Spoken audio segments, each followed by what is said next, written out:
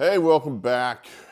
Eric Arnold here in the wee hours of Wednesday the 10th of August. Excuse me, while we have some new equipment and we're trying to figure out how it works.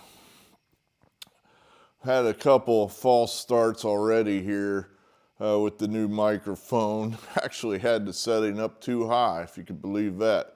I've struggled for over a year with no microphone, having to yell at the top of my lungs. Now I have an actual microphone, and the sound's terrible because it clips and I yell too loud. So we're working on it.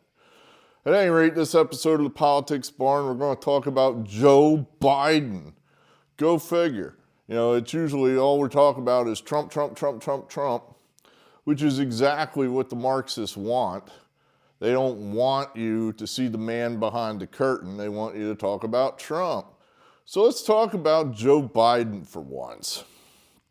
Now, the House Oversight Committee continues to do the work that the Department of Justice and the FBI should have done and dig out evidence, which is pretty easy, I think, because the criminality of the Biden family is not that well hidden. Part of it is and part of it isn't. In other words, we're seeing only the tip of the iceberg here, but at least we see that. So let's see what we see. I guess the committee, I guess the guy's name is Comer. Frankly, a little too close to Comey, which is a curse word in the sports barn. But Mr. Comer continues to bring out evidence. The latest evidence on Wednesday that he brought out was that they have bank records showing that Hunter Biden was paid $20.5 million from overseas interests, overseas oligarchs, what have you, overseas companies.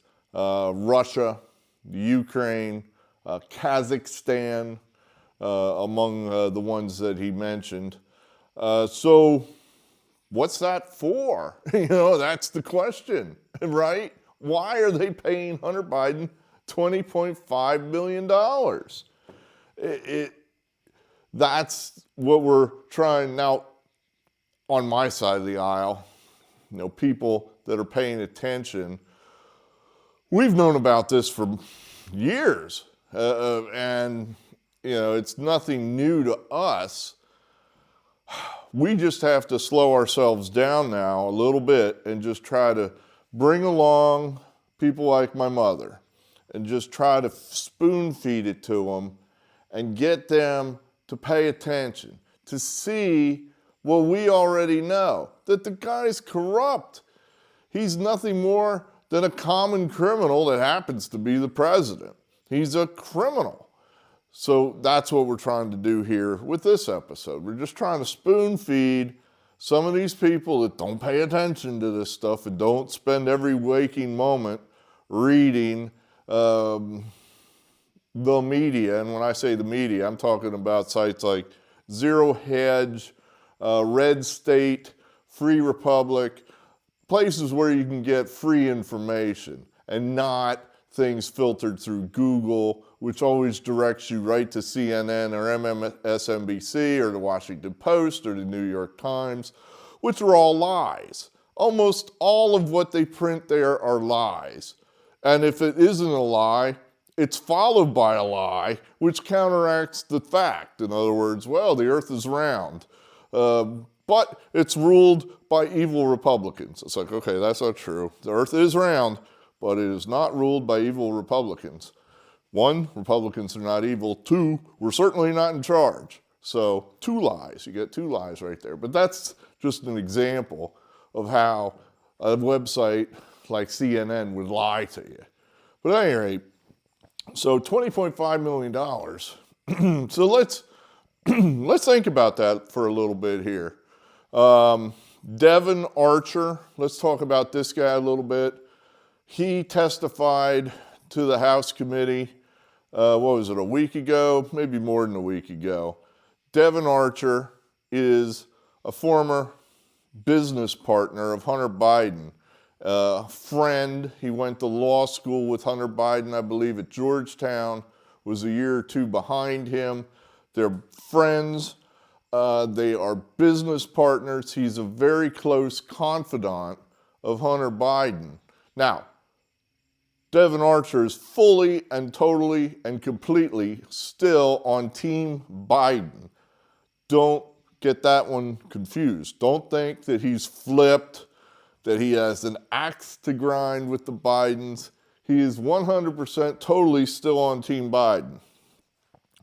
He testified before the House committee. Now, he has to say some semblance of the truth, at least any truth that he's going to be caught on or called on.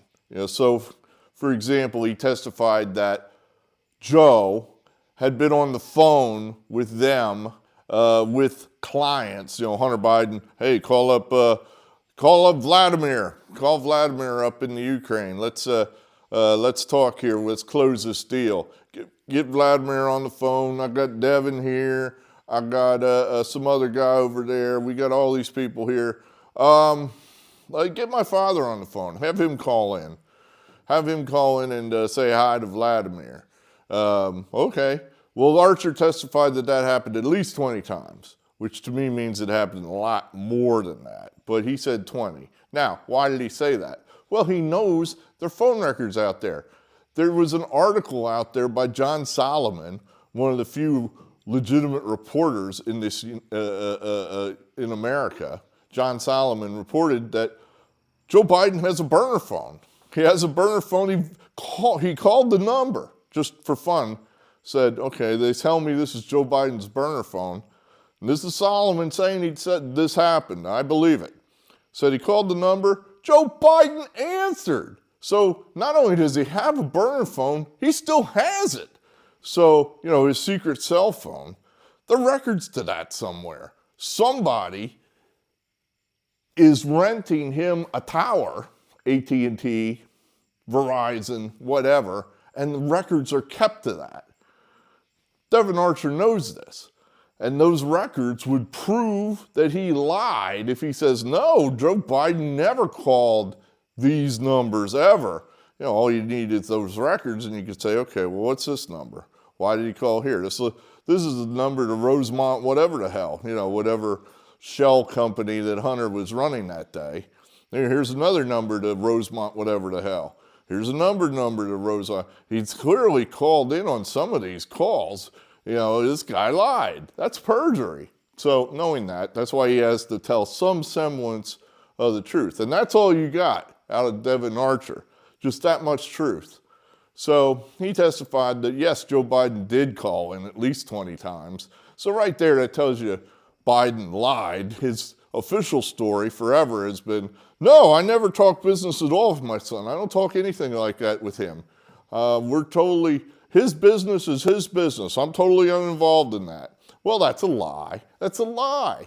It was an obvious lie. He told it in the debate. Obvious lie. So now we know that's a lie. If you believe Devon Archer, which I believe him just because he's on Team Biden and he was forced to admit that. So I believe that, yes, Joe Biden did call in to these meetings. Now, the story is, of course, they didn't talk business. We'll get to that in a minute.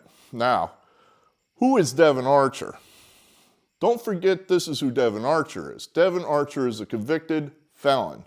That's who Devon Archer is. He was convicted, and I'm going to try to give you the Reader's Digest version of the story, somewhere around 2017 or 18, where he was involved in a scheme, and somehow this did not involve Hunter Biden, or at least Hunter Biden was not charged or convicted. I do not know if he was involved in any fashion or he was just simply uninvolved in this deal. But the deal was that they were going to put out a bunch of bonds on behalf of an Indian tribe. In other words, the Indian tribe, it gives them or I guess allows themselves to be used to issue $60 million worth of bonds. So Devon Archer's acting as the bank, basically saying, okay, you guys, I'm going to get you $60 million, which you'll have to pay back because this is kind of like a loan. These bonds that people are going to buy, at some point they're going to mature, and then you're going to have to make good on them. But meanwhile, you'll have $60 million to build, schools or Indian casinos or whatever the hell you want. Well, somewhere in all that, it was a fraud. In other words, the money never went where it was supposed to go. And I'll freely admit, I cannot explain the machinations of the fraud to you. It seemed very complicated to me, and I'm like, I don't know, how did they figure they were going to get away with this? I'm not sure what happened, but it was some kind of fraud. They go to court, the Justice Department takes Archer and maybe 6, 7, 8 other people into court, charges them with all varieties of fraud, basically saying these guys basically just stole millions of dollars. They were saying they were going to do X with the millions of dollars, and they did Y. Among Y was put the money in their pockets, among other things. So everybody's found guilty. Everybody's found guilty by a jury in Manhattan, federal court. Archer, not the ringleader. He was a player, but not the ringleader. The ringleader's got over 10 years in jail. Really harsh penalties, I would think, and are in jail at the moment. Now, everybody goes to jail except Devon Archer. Why? Well, the judge, an Obama-Biden judge, clearly a Marxist judge. Abrams is her name, Abrams. Her brother is Dan Abrams, Marxist legal analyst on MSNBC. Her husband worked on the Mueller Commission, Marxist Mueller Commission, the commission out to frame Donald Trump. So clearly she's on the Marxist Biden team. She says, I don't know about this guy, Devon Archer. I think he's probably innocent. Well, wait a minute, the jury just found him guilty, Judge. No, I just got real trouble with this. I think he didn't know what was going on, and I think he's innocent. I think he should get a new trial. I rule he should get a new trial. Well, the Justice Department goes, well, wait a minute now, why does he get a new trial? Remember now, this is before the Bidens controlled the Justice Department. This is in like 2018. So the Justice Department, they appeal to the Second Court of Appeal saying, no, he didn't get another crack at it, another bite of the apple. He's guilty. The jury found him guilty. And the Court of Appeals looked at it and they said, yeah. Why does he get another bite of the apple? Just because the judge said so? No, he does not. He's guilty. They sent it back to the judge and they said, sentence him. Devon Archer appealed to the Supreme Court and the Supreme Court refused to hear the case. So it goes back to the corrupt, but let's take that one back. I don't know, corrupt Marxist judge. I think that one's pretty well clear. Marxist judge. And she says, okay, I'll sentence you to 1 year and 1 day, which was way less than everybody else got, which was, I believe, short of what the Justice Department guidelines asked for. Certainly less than what I think he should have gotten. So 1 year and 1 day. And that was it. No, he was never then said, okay, and then you report to Lewisburg Federal Penitentiary on such and such a day and start serving your sentence. He was left out just to, well, if you want to pursue some appeals, I'll let you go ahead and do that. You're free on bail, pending appeal, et cetera, et cetera. And this guy's been out there now for over a year. He's been convicted, he's been sentenced, and he's still out there wandering around as a free man. How does that work? Why is he being treated like that? Now, I think the answer is obvious. He's being paid off. He's getting paid off right now by the Bidens for his silence, for his refusal to tell everything he knows to the House committee. He gives them that much. He's not giving them the whole ball game because he's getting paid off. You know, there's no telling if and when this guy will ever report to jail. Frankly, it's almost obvious he never will, just because it's been over a year they haven't put him in jail. Remember that whole rigmarole right before he testified, that there was a letter sent to, I forget where, but the House committee got wind of it, and they're like, hey, wait a minute, now you guys are threatening to put him in jail like the day before he talks to us? Well, he's been out here for over a year. Why suddenly now are you going to put him in jail? That seems weird. That doesn't seem fair. You know, now, who knows? That might have been some low-level DOJ person actually just pointing out the obvious, that, hey, you know, this guy has been convicted. I mean, at some point, don't we have to follow through and put him in jail? You know, don't we have to do that? You know, they could have been just an innocent thing like that. Who knows? Or it could have been, you know, what it seemed to be. You know, an obvious mention to Devon Archer that, hey, keep your mouth shut and you'll get taken care of. Otherwise, you might end up in jail and something else worse could happen to you. So, at any rate, so that's who Devon Archer is. I watched the Tucker interview. The guy is as slimy as a snake. I wouldn't trust this guy as far as I could throw him. But then, you know, that's what he did. He stole millions of dollars. And who does that? You know, people that are slimy, corrupt people. So that's who this guy is.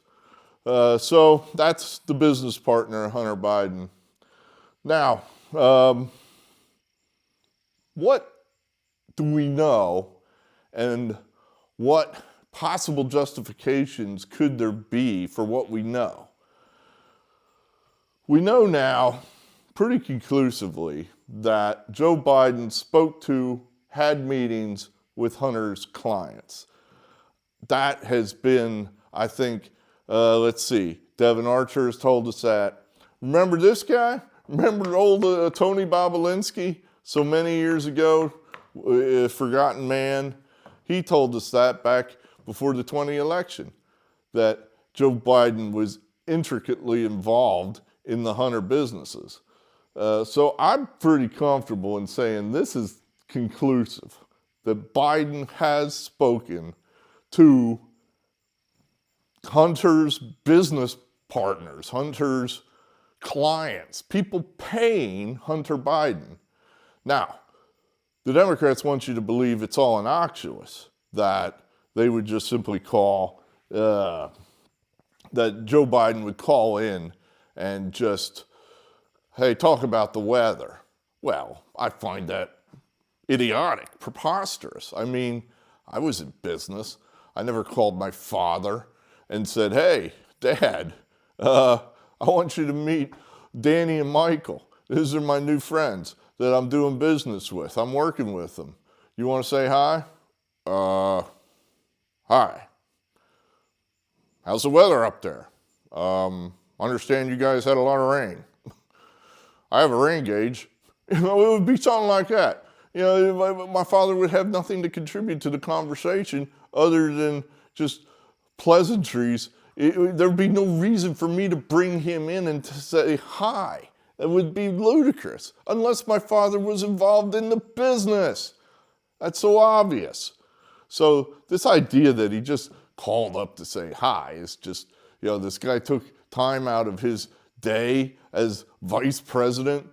Oh, he loves his son. That's why he wanted to put his son over with his business clients again and again and again and again. Well, I mean, do you really believe that? Do you really believe that? I just find that ridiculous. Furthermore, I would find that pretty unethical, just totally ridiculous. It's like, why are you even getting involved in this just to say hello? That doesn't make sense. So I hear that's what they're putting out. I find that ludicrous. Just absolutely, how stupid do you think the American people are? But, you know, they're making a gamble that you're pretty damn stupid, and you're going to believe that, because, frankly, I think that is just flat stupid. That, yep, that's it. The Vice President of America, he called these foreigners and talked to him at length. I mean, these calls, I believe Archer said, were not just like a minute or two. They were several minutes. They were not just, hey, well, just checking in to say hi. I love my son and he's a great businessman. Don't you worry. Whatever your problem is, he'll help you.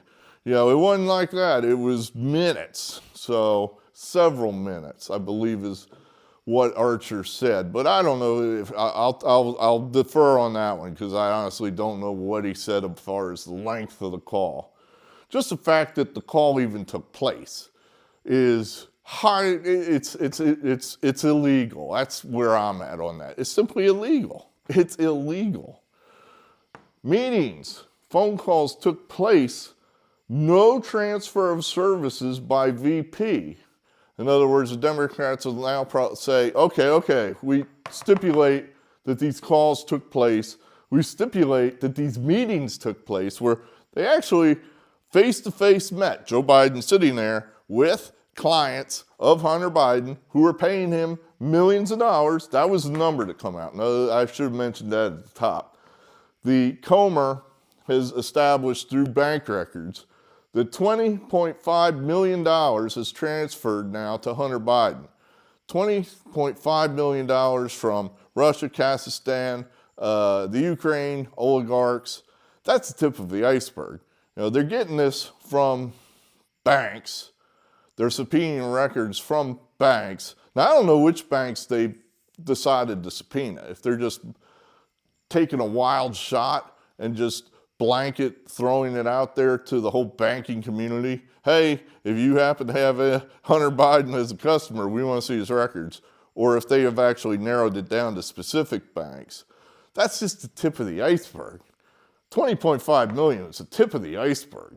I believe there was a Republican congresswoman from South Carolina who was operating with more information on this than I have, of course.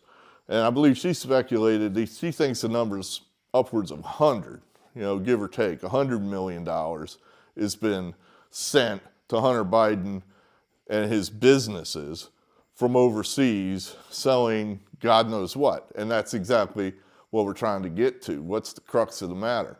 What was the 20.5 mil, or certainly more, what's it for? So Democrats will tell you now, okay, there may have been some meetings and what have you. He loves his son, but there were no services that took place. There was no quid pro quo. There may have been some quid, maybe even some money might have got paid, but it was all legitimate, and it had nothing to do with Joe Biden. That Joe Biden did nothing, absolutely nothing, for that money to be paid. Now, again, I find that just stupid, just ludicrous. I mean, it's like, okay, well, what services could Hunter Biden have been providing to these guys? He could have been operating in a capacity as a lawyer. He is a lawyer. Now, I would think he's not a very good lawyer, I would think. And I base that strictly on the fact that he's a drug addict. I mean, a well-known drug addict. Would you hire this guy to do your will? I mean, hell no. I mean, there's no telling when this guy's just going to disappear on a bender somewhere and you won't be able to get a hold of him.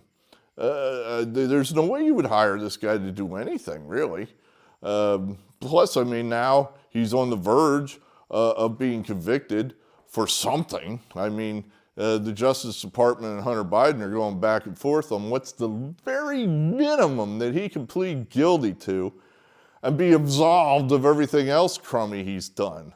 And for whatever reason, the Justice Department just hadn't made that deal, largely, I think, because they're in front of a judge who's just either not on the same team or hasn't been convinced that a plea agreement that absolves Hunter Biden for every last crummy thing he's ever done is in the interest of justice, what have you.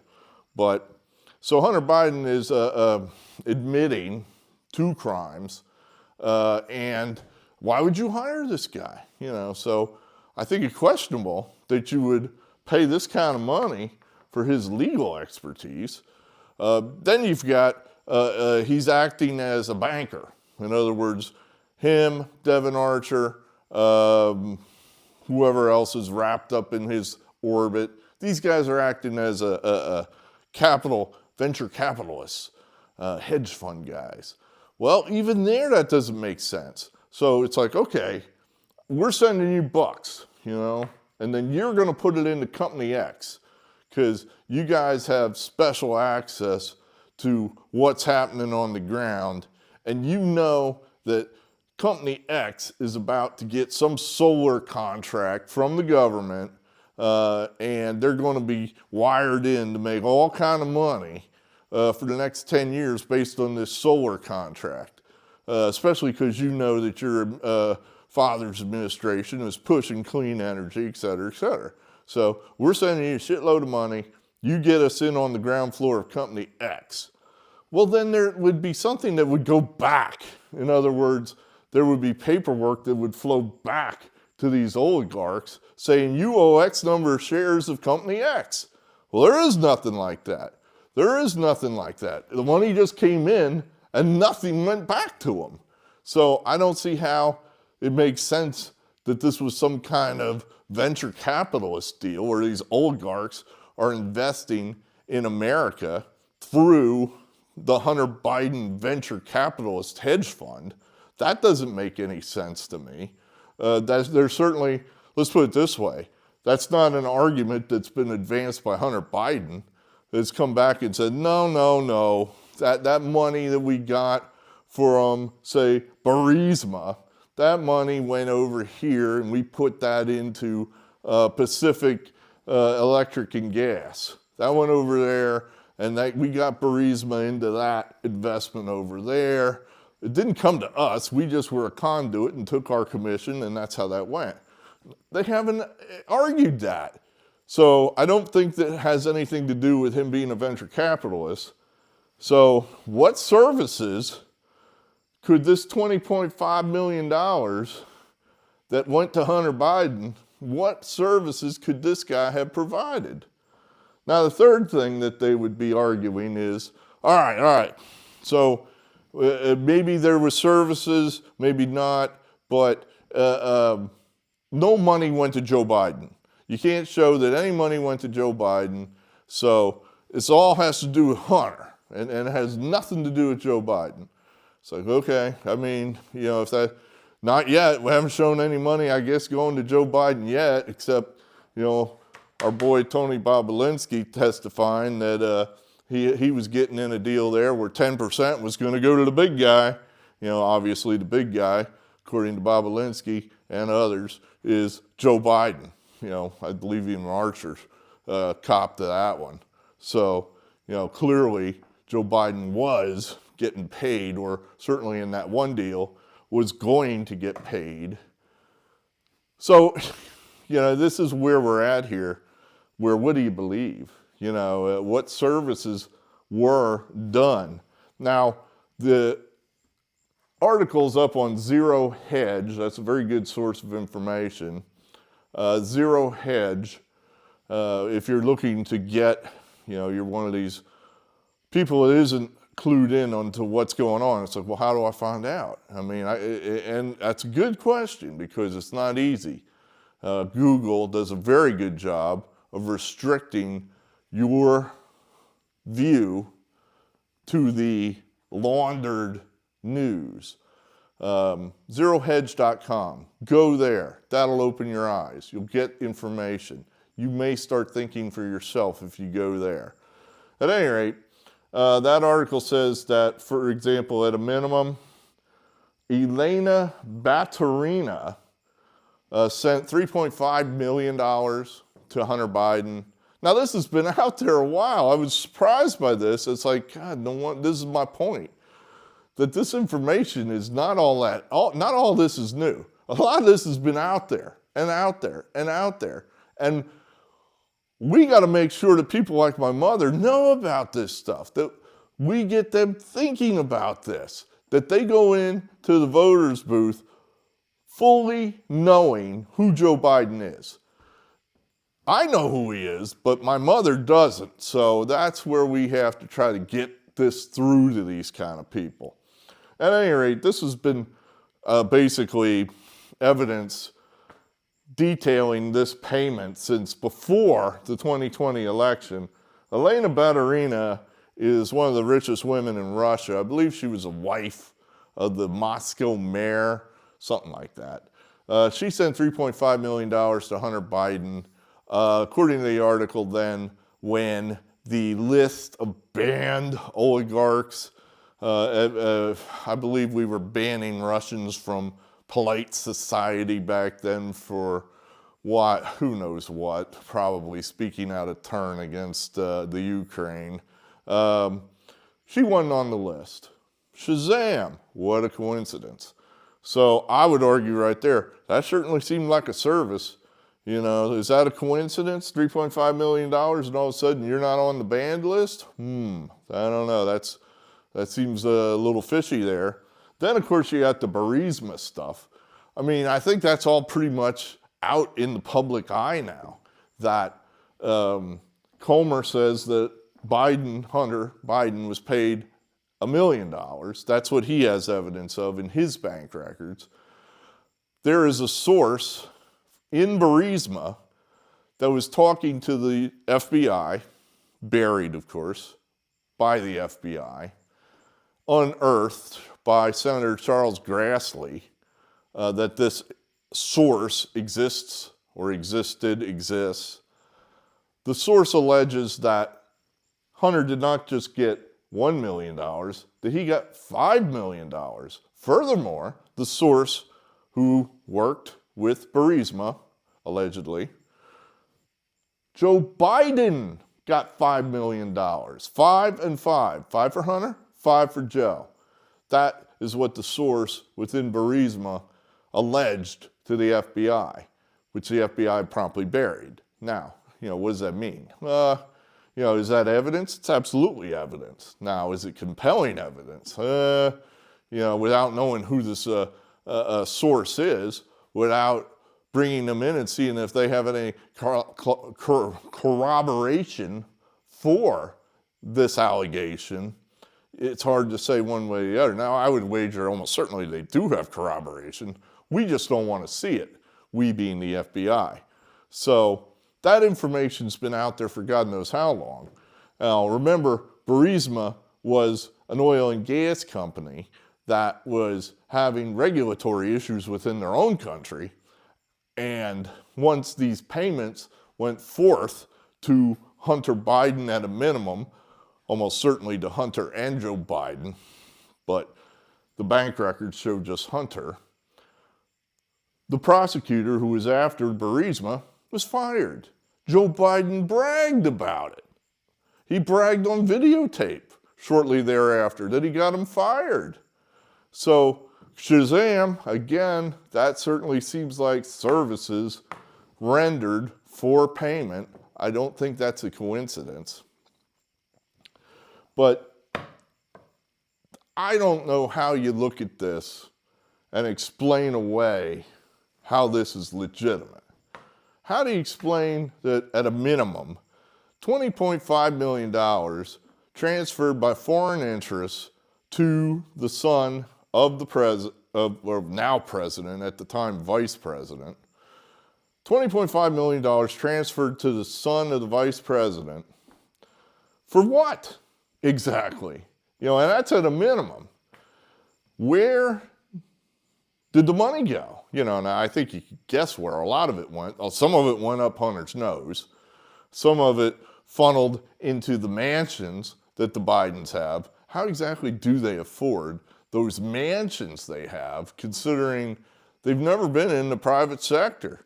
You can look up what this guy's salary is, and it's not that much to afford mansions like that. But, don't ask questions like that. You might look behind the curtain and see the man that you're not supposed to see. So I'd like to hear a Democrat explain to me how that's legitimate. How do you explain that? Why are they paying $20.5 million to the crackhead attorney, son of the vice president? If I think back to my days, I, believe it or not, was a federal employee at one point in the distant past. And I was way, way down on the food chain. I'm talking like GS2. I exaggerate, but I was way down there. They told us, hey, don't take anything from the regulated industry. Don't take a dime. Don't take a lunch. Don't take anything. Just, you're to have no contact with these people in that relation. It's like, okay, no problem. And it was no problem. I don't see how you have a politician here. Part of this is they want you to believe that this is all normal. In other words, oh, this is just a game. I mean, this is all just how it's done. Yes and no. I mean, in other words, clearly influence is peddled in politics. It's obvious. It's the game, if you will. In other words, I'm a district attorney in Philadelphia. 90% of my election funds came from George Soros. George Soros wants me to be soft on crime. Okay, I will probably be soft on crime because it's probably what I was already going to do, but certainly because he wants me to do it. And if I want to be reelected, I need his money. So probably going to be soft on crime. That's what my benefactor wants. I'm not required to do that, though. In other words, once I'm elected, I can do whatever I want. I could say the hell with the guys that paid for me to get into office. Their mistake. Now, they could pay my opponents when I'm up for re-election, and I'll probably lose because, the guy's buying elections in this example. So all that money is going to go to my opponent, so I won't be the district attorney in 4 years. But right now I am the district attorney, and I can do what I want. I do not have to do what George Soros says. So that's one difference. Another difference is when that money flows into a politician, they're supposed to use it for their campaigns to get elected or get re-elected, to buy TV commercials or mailings or spend money to host rallies or what have you. They're not supposed to go to buy me a house or a Porsche. And there are strict laws against that. Now, I'm sure these strict laws are broken every day. But nevertheless, there are laws against that stuff. That money is not supposed to go into my pocket. This, on the other hand, this $20.5 million, this goes right into Hunter Biden's pocket. Use it for whatever you want. So this, I would question what services were provided for that money. Now, this whole deal about the brand, that I don't know if that's a Republican word or a Democrat word now. That I believe maybe that's a Devon Archer word, which means it's a Democrat word. That they were selling access to the brand, the Biden brand. And Devon Archer is putting words out there like soft power and things like that. I think he said it might have been an abuse of soft power. It's like, what the fuck does that mean? I mean, what are you talking about? Soft power. So I guess, in other words, well, keeping the mayor's wife off of the oligarch banned list, come on, that's just small potatoes. Who cares about that? It's not like he drained the strategic petroleum reserve to help China. He didn't do that. He just kept an oligarch off a list. Come on, that's soft power. It's not, who cares? He fired a prosecutor in the Ukraine over an oil and gas country. Again, who cares? It's nickel dime stuff. Okay. Well, I would argue that's illegal.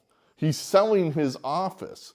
If he'll sell his office for nickel dime stuff, what else will he sell it for? And that, I think, is the open question. Undoubtedly, it seems like this guy is very, very close with China. and you question some of the decisions he makes, it's like, wow, did that help our country or did that help China more than it helped us? So there's an open question as far as how did this guy get paid by Chinese companies? And that, again, the tip of the iceberg, that's still yet to come out. And I think it will come out that China is hip deep in this too. That Chinese business, and remember in China, business and the government are basically the same thing. That there aren't any more of this country's getting to be the same way. I mean, in other words, if you were doing business with Mark Zuckerberg, he's hip to hip with the government. And China's the same way. Businessmen in China are hip to hip with the government. They have to be in order to operate.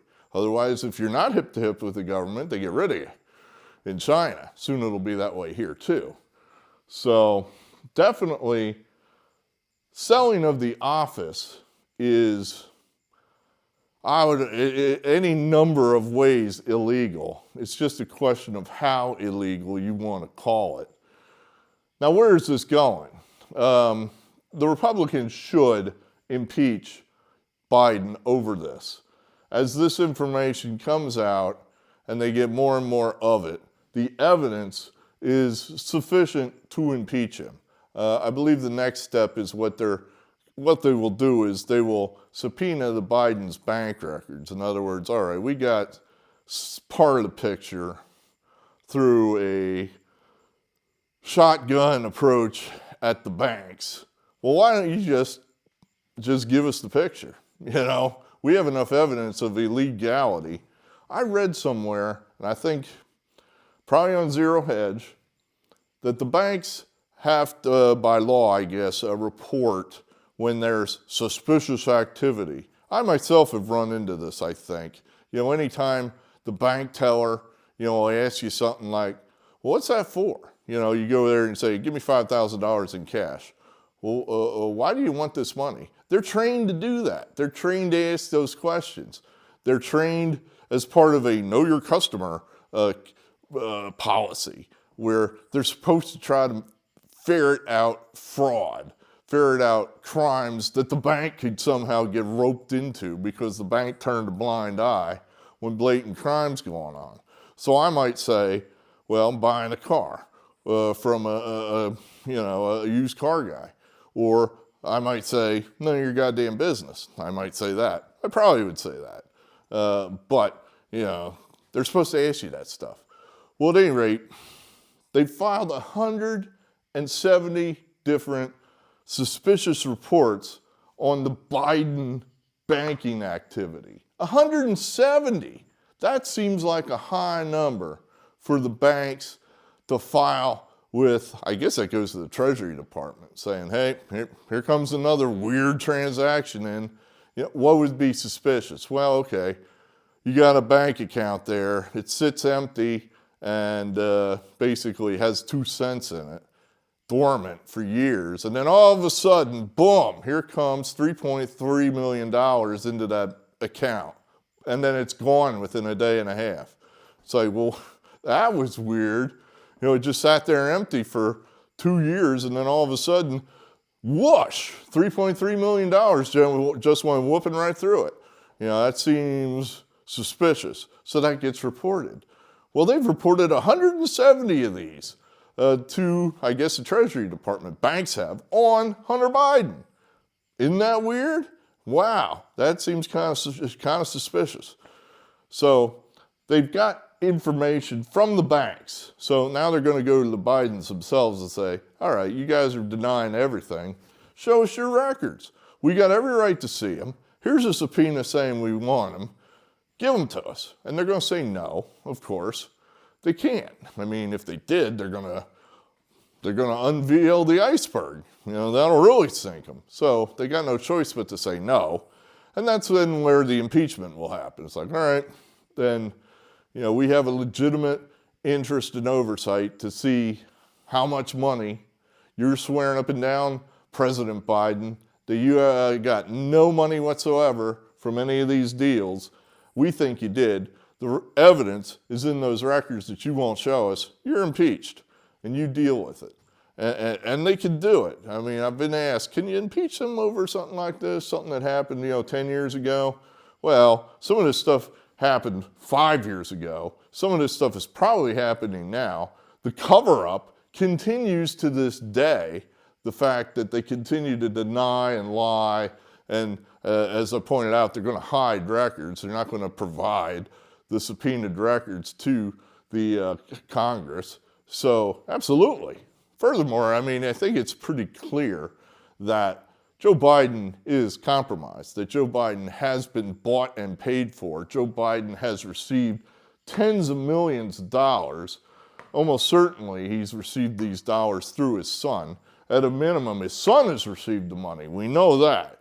Now, it just doesn't make any sense that Hunter Biden got this money and provided no services. I mean, this idea that, oh, well, these oligarchs paid him tens of millions of dollars and no services were provided back to him. In other words, we tricked them. They're fools. Ha ha ha. You thought you were getting some kind of greased wheel deal, but we tricked you. That's nonsense. For one thing, they wouldn't have kept signing up for the deal. That word would have gotten out. Hey, you can't rely on the Bidens to follow through on their bribes. Don't do business with the Bidens. Well, that didn't happen. People kept doing business. Why? Because they are following through on their bribes. So, no, it doesn't make any sense at all. I just would love to hear these Democrats explain to me, so it made sense. How do you justify that? How do you say that money going to Hunter Biden, son of the vice president, crackhead, how's that legitimate? How is that a legitimate payoff? What value did those clients receive that was worth that money without the involvement of the vice president? So we got to keep going on this. Definitely impeachment's the way to go. The networks will be forced to cover the story. I know they won't want to, but to not cover it, that would be almost as bad as covering it. In other words, my mother might actually notice that. It's like, there's an impeachment going on right now. Well, why isn't it on ABC? Well, they don't want you to see it. Well, but that's the channel I watch. Well, they don't want you to see it because they're lying to you. They've been lying to you. They always lie to you. You need to go to some other channels. She might actually resonate with her. She might actually start paying attention. So they have to cover it. And then you might get some of these people that just don't pay attention. And there's millions of them. They just have, are they culpable for staying willfully ignorant? Yeah, they are. But, we're all busy, right? And sometimes we're just too busy to pay attention to what's going on. So they may be forced to pay attention and might have to just say, God, I hate Trump, but this seems kind of slimy that these kind of payoffs were going on. It doesn't make sense. Why were they paying his son all this money and he's saying he had nothing to do with it? That doesn't make any sense. And it doesn't. It does not make any sense. Why? Because obviously he was involved in it. Obviously he's involved in it. At any rate, so there we have it. Hey, I'm Eric Arnold. I believe in free speech. If you believe in free speech, you got to ask yourself, why am I even considering voting for Democrats? Democrats want to censor free speech. Are you proud of that? Is that something you feel good about? Do you sign up for the Kamala Harris quote? I believe it was, extremists want to divide us with unnecessary debates. Well, of course, she defines what's unnecessary. I don't get a say in that. She gets to define what's unnecessary. That's being an authoritarian. That's totalitarianism. We want you to be able to speak whatever you want to say, Democrats. Say what you want. We're not trying to shut you up. But Democrats want to silence us. Are you proud of that if you're considering voting for a Democrat? Is that a selling point to you? If it is, you're probably evil. So think about that. I believe in free speech, and we'll talk again.